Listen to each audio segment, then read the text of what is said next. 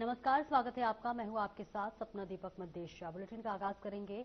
चंडीगढ़ में सीएम नैब सिंह सैनी ने press conference की, जिसमें जानकारी देते हुए सीएम सैनी ने बताया कि पिछले 2 दिनों से बाढ़ प्रभावित क्षेत्रों में जाना हुआ। सीएम सैनी ने कहा कि इन दिनों हरियाणा प्रदेश में भारी बारिश के चलते बहुत सी समस्याओं से लोगों को परेशानी हो रही है। बाढ़ पीड़ितों की कठिनाई को कम करने के लिए हमने जो किसान प्रभावित हुए हैं उनके लिए क्षतिपूर्ति पोर्टल खोला है।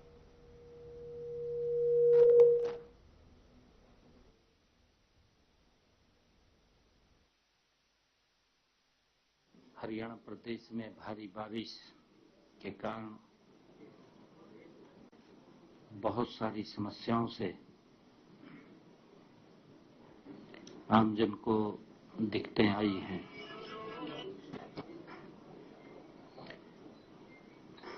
हमारी पूरी नजर भारी बारिश के कारण हुए नुकसान पर निरंतर हम लगाए हुए हैं। बाढ़ पीड़ितों की कठिनाई को कम करने के लिए हमने जो बाढ़ में नागरिक प्रभावित हुए हैं, जो किसान प्रभावित हुआ है, उनके लिए एक क्षतिपूर्ति पोर्टल खोला है। आम जनता द्वारा अपने नुकसान व क्षति के लिए आवेदन जमा करने की प्रक्रिया को आसान बनाना है। साथ ही प्रभावित लोगों को हुए नुकसान के समयबद्ध तरीके से सत्यापन और मुआवजे के वितरण की प्रणाली में ये पारदर्शिता लाना है।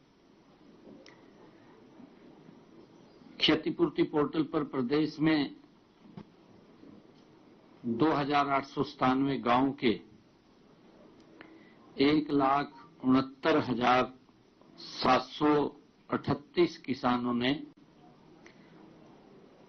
9,96,701 एकड़ क्षेत्र का पंजीकरण करवाया है। इस क्षेत्र के सत्यापन का कार्य जारी है। हमने बाढ़ व जल भराव से ग्रस्त क्षेत्रों में तुरंत राहत के लिए प्राथमिकताएं भी तय की है और राहत कार्य निरंतर चल रहा है। तत्काल हमने राहत उपायों के लिए जिलों को आरक्षित निधि के रूप में 3 करोड़ 6 लाख रुपए स्वीकृत किए हैं। इस राशि का उपयोग प्रभावित लोगों को भोजन, वस्त्र और विस्थापित परिवारों को अस्थायी आश्रम और तंबू, पशुओं के लिए चारा, पेट्रोल और डीजल व अन्य ईंधन सहित आवश्यक वस्तुएं, राहत सामग्री के परिवहन और ग्रामीण क्षेत्रों में जल निकासी कार्यों के लिए किया जाएगा। मुझे दुख है कि प्रदेश में इस भारी बारिश के कारण मकान ढहने से 12 लोगों की जान चली गई है। इनमें जिला फतेहाबाद व भिवानी में 3-3, कुरुक्षेत्र यमुनानगर में 2 और हिसार व फतेहाबाद में 1-1 व्यक्ति शामिल है। उनके हमने तुरंत उसके ऊपर संज्ञान लेते हुए तुरंत शोक संतप्त परिवारों के वित्तीय सहायता प्रदान करने के लिए 48 लाख रुपया अनुग्रह सहायता भी जारी की गई है। प्रत्येक व्यक्ति के परिवार को 4 लाख रुपए की राशि दी गई है। घायलों को 2 लाख रुपए की राशि प्रदान की गई है। बाढ़ के कारण यदि लोगों को अपना घर छोड़ना पड़ा तो हम ऐसे लोगों के लिए राहत शिविर भी लगाए हैं। जिन क्षेत्रों में पानी भर गया है वहां फसलों के लिए प्रति एकड़ 15,000 रुपए तक का मुआवजा दिया जाता है। और आगे बढ़ेंगे। हरियाणा में बाढ़ से 21 जिले प्रभावित हैं। ऐसे में कांग्रेस के वरिष्ठ नेता और इसके साथ ही साथ राज्यसभा सांसद रणदीप सुरजेवाला ने सरकार पर तीखा हमला बोला। यमुनानगर में बाढ़ प्रभावित इलाकों का जायजा लेने पहुंचे सुरजेवाला ने कहा कि किसानों की जमीन पूरी तरह जलमग्न है और यहां की फसलें बर्बाद हो चुकी हैं। उन्होंने आरोप लगाया है कि हरियाणा के मुख्यमंत्री नैब सिंह सैनी हेलीकॉप्टर से दौरे कर रहे हैं और जमीनी हालात की जानकारी नहीं ले रहे हैं। सुरजेवाला ने प्रधानमंत्री नरेंद्र मोदी पर भी निशाना साधा और कहा कि प्रधानमंत्री पंजाब का दौरा तो करेंगे लेकिन हरियाणा के 21 जिले की त्रासदी पर हवाई सर्वे तक नहीं किया। उन्होंने सवाल उठाया है कि क्या हरियाणा के लोगों का कसूर सिर्फ इतना था कि उन्होंने बीजेपी को वोट दिया। सुरजेवाला ने कहा कि विपक्ष जनता की पीड़ा बताने मैदान में है जबकि सत्ता पक्ष केवल राजनीति कर रहा है।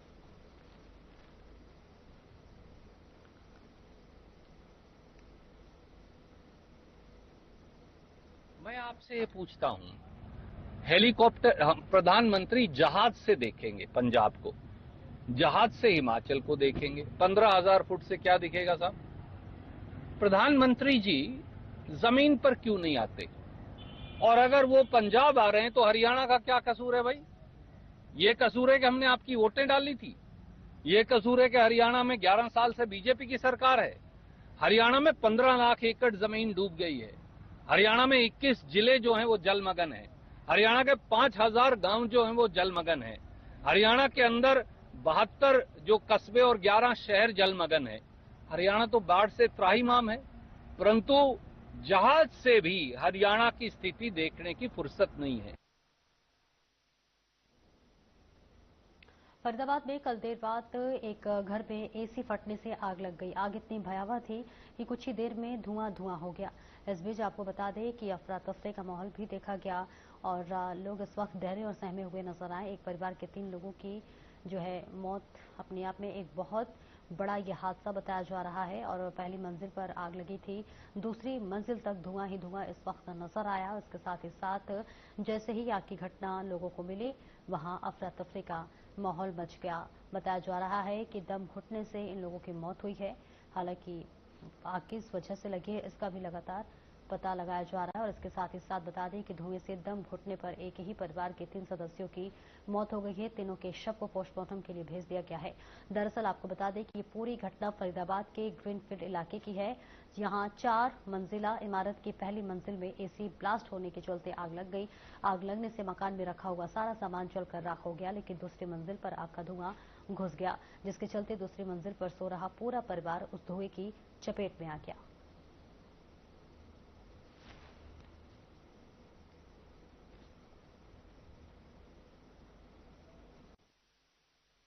आग लगी एसी में, तो वो मैडम की आंखें खुल गई तो उसने अपने बच्चों को उठाया, कहती चलो चलो बाहर चलो। बच्चे उठ गए तो बाहर निकल गए। तो फिर वो सेकंड वाले ऊपर देख रहे थे लेकिन बाहर से लॉक लगा हुआ था, तो वो बाहर निकलने की वजह से अंदर ही धुएं में मौत हो गई उनकी। सेकंड वाले डेड हुए और डॉगी भी है साथ में। 2 की तो मौत हुई है और तीसरा डॉगी है। उसने तो बचाया क्या, वो तो बस लाशें लेकर एम्बुलेंस में।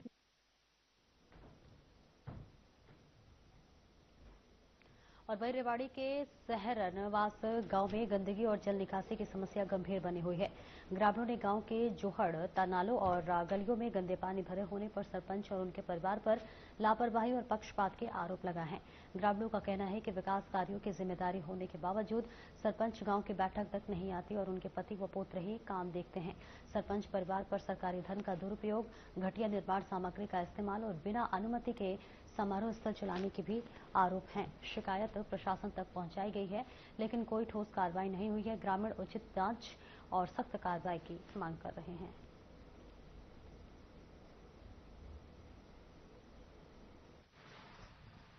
देखिए सर, हम जब सार्वजनिक रूप से इकट्ठा हुए हैं तो समस्या सबकी एक ही है। दीपक भाई जो समाज सेवक होते हैं, जो आवाज उठा रहे हैं, तो बिल्कुल सही है। चाहे वो गांव की सफाई से रिलेटेड है, चाहे वो गांव के सार्वजनिक विकास से रिलेटेड है, चाहे वो गलत तरीके से जिस तरह से ये वाटिका चलाई जा रही है, चाहे उससे रिलेटेड है, सब हम उसी के लिए इकट्ठा हुए। हमारी सबकी आवाज एक ही है कि इन पे कार्रवाई हो। देखिए सर, डायरेक्ट सरपंच साहब से मैं फेस नहीं हुआ हूं, बट इन्होंने जो बात करी है उनसे, और गांव का विकास, देखिए बात ये नहीं होती कि जब सरपंच को फेस किया जाए, उनको बोला जाए तो भी काम होता है। सार्वजनिक काम जो होते हैं वो सार्वजनिक तरीके से होते हैं। गांव की रोड, सड़कें, ग्राउंड और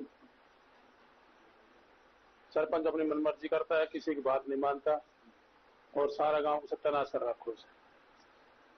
परानु जोड़ से गंदा पानी, दुनिया भर की बीमारी हो रही सकी, अवैध कब्जा करवा रहे सारे अधिकारी आते हैं, इनके दबाव मान लेते हैं, फोन करवा देते हैं, इनके ऊपर हाथ है, इनके करने देते हैं कार्रवाई। सबसे बड़ा मुद्दा सर एक ये है, गांव में जो समारोह स्थल है जो बना रखा है वो बगैर CLU बगैर NOC के बना रखा है, जिससे पूरा गांव परेशान है और लोगों को इतनी परेशानी होती है उससे। हम पूरा गांव मतलब परिवार में रहने में डीजे बजता है जी, पार्किंग में हर डाल की दिक्कत है। उसकी शिकायत हमने DDP ऑफिस में कर रखी है और हम चाहते हैं उस पर सख्त से सख्त कार्रवाई हो। दूसरा सर एक ये है, गांव में जो जोड़ है, नाले हैं, उनकी सफाई, उनके कोई कार्य नहीं हो रहे गांव में, और गांव में बीमारियों का आगमन हो रहा है सर, कभी डेंगू कभी कुछ। सरपंच अपनी सरपंची करने में नाकाम है सर। तीसरा सर ये है, गांव में सरपंच नाजायज रूप से लोगों को नोटिस देता है और बगैर पैमाइश के, सरकार की गाइडलाइन को मानने बगैर।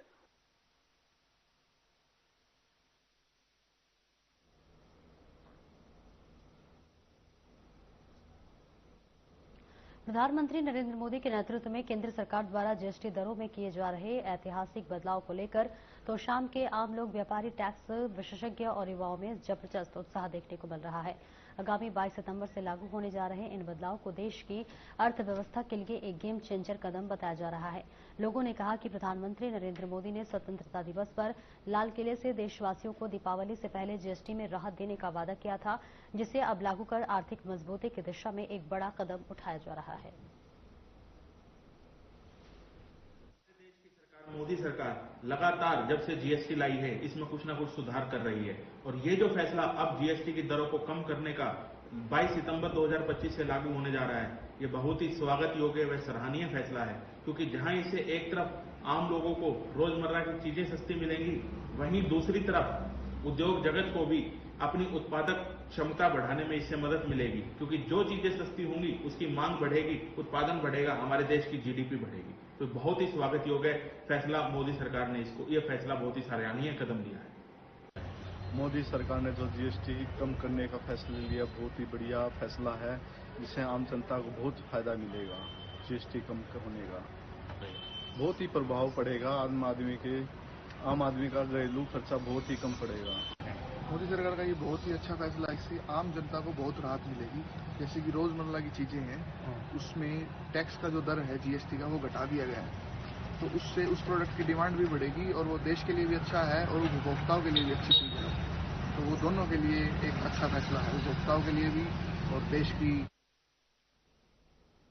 एक ब्रेक के लिए रुकेंगे, जल्द लौटते हैं।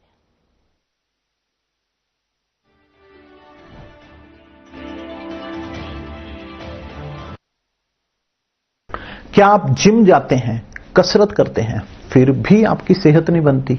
काजू, बादाम, किशमिश, मेवे, प्रोटीन के डिब्बे खाते हैं, फिर भी कुछ असर नहीं होता? तो इसका मतलब है आपका पाचन तंत्र खराब है। और जब तक के पाचन तंत्र दुरुस्त नहीं होगा, आप जितना मर्जी अच्छे से अच्छा खा लो, आपकी सेहत नहीं बन सकती। इसलिए हमारी संस्था सन्यासी आयुर्वेदा ने एक ऐसी दवा का निर्माण किया है जो कि आपके लिवर, आपके पाचन तंत्र को दुरुस्त करने का काम करती है, ताकि आप जो भी खाएं उसका पूरे का पूरा निचोड़ आपके शरीर को लगे, आपकी भूख बढ़े, खाया पिया सही से लगे, नया खून बने, हड्डियों में जान आए, वजन बढ़े और आप मोटे तगड़े खूबसूरत पर्सनैलिटी के मालिक बन जाएं। सिर्फ 699 रुपए की पूरे 1 महीने की दवा होती है और आप इसे घर बैठे 011-45454545 पर फोन करके दवा मंगवा सकते हैं।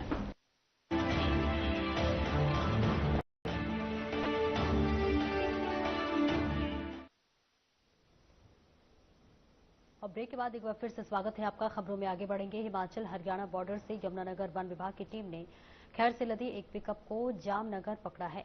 आपको बता दें कि जिसके बाद खैर तस्कर पिकअप छोड़कर भाग गए। और इस बीच आपको बता दें कि हरियाणा हिमाचल बॉर्डर पर पलहोडी गांव के पास नाकाबंदी कर पिकअप का पीछा किया गया। वन विभाग की टीम को पीछा आते देख खैर तस्कर गाड़ी को छोड़कर मौके से फरार हो गया। उन्होंने बताया है कि यह मामला हिमाचल वन विभाग का था, इसलिए पकड़ी गई पिकअप गाड़ी को लकड़ी समेत हिमाचल वन विभाग को सौंप दिया गया है। इसमें आगामी कार्रवाई हिमाचल वन विभाग कर रहा है।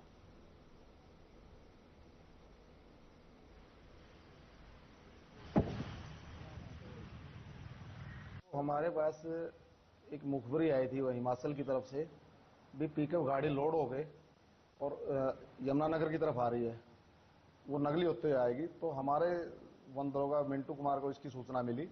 सूचना के आधार पे हमारे वन दरोगा मिंटू कुमार ने इसके पकड़ने के लिए फील्डिंग बिछाई।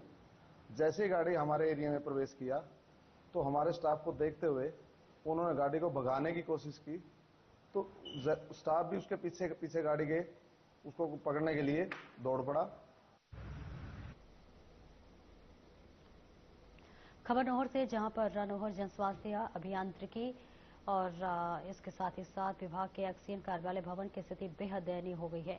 कार्यालय भवन में जगह जगह कचरा बिखरा पड़ा है, तो वहीं विभिन्न स्थानों पर रद्दी कागजों के ढेर और कूड़ा करकट का अंबार लगा हुआ है। ये दृश्य न केवल कर्मचारियों और अधिकारियों के लिए असुविधा का कारण बन रहा है, बल्कि सरकारी दफ्तर की स्वच्छता और कार्यकुशलता पर भी सवाल खड़े कर रहा है। अधिकारियों की लापरवाही के कारण यह कार्यालय भवन कबाड़ घर में तब्दील हो चुका है। और वहीं स्थानीय लोगों और कर्मचारियों ने मांग की है कि ऐसा कार्यालय की सफाई और रखरखाव पर ध्यान दिया जाए, ताकि सरकारी दफ्तर की छवि सुधारी जा सके और कामकाजी माहौल बेहतर हो सके।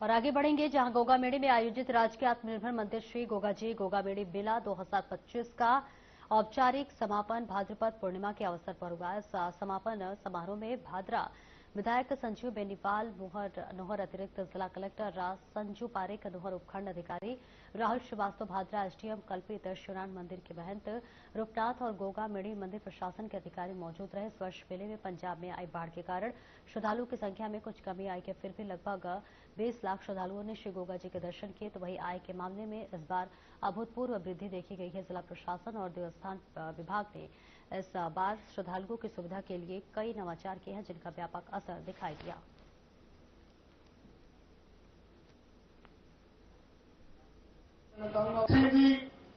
सरकार इन्होंने 45 लाख रुपए लगा करके दानदाता और महादाता के रूप में हमारे बीच विराजमान है। इन्होंने 108 फीट का निशान जो यहाँ बनाया, सेल्फी पॉइंट बनाया, मंदिर में जो है स्टील की जाली, कलर, लाइट, पंखे वगैरह इन्होंने ठीक कराए। तो करीब 45 लाख रुपए का योगदान भाई इंद्रजीत सिंह जी का रहा। नहीं तो बहुत बहुत जो है साधुवाद और बधाई देता हूँ। आगे तो जो है ना, एक तो ऐसा विश्व मानव रूहानी केंद्र रहा और एक इंद्रजीत सिंह जी रहा। मेरे लिए जोरदार ताली एक बार और बजाओ। विशेष रूप से आपने बहुत शानदार काम किया। इसके साथ साथ मैं आभारी हूँ श्री गोगा जी जाए सेवा ट्रस्ट एवं स्थानीय धर्मशालाओं और संस्थाओं ने जो मंदिर के चारों ओर स्टील बैरिकेडिंग में अपना महत्वपूर्ण जो योगदान दिया, स्टील बैरिकेडिंग लगाने में जो इन्होंने एक तरह से अपनी तरफ से आर्थिक सहयोग किया। फिलहाल इस बुलेटिन में इतना ही। नमस्कार।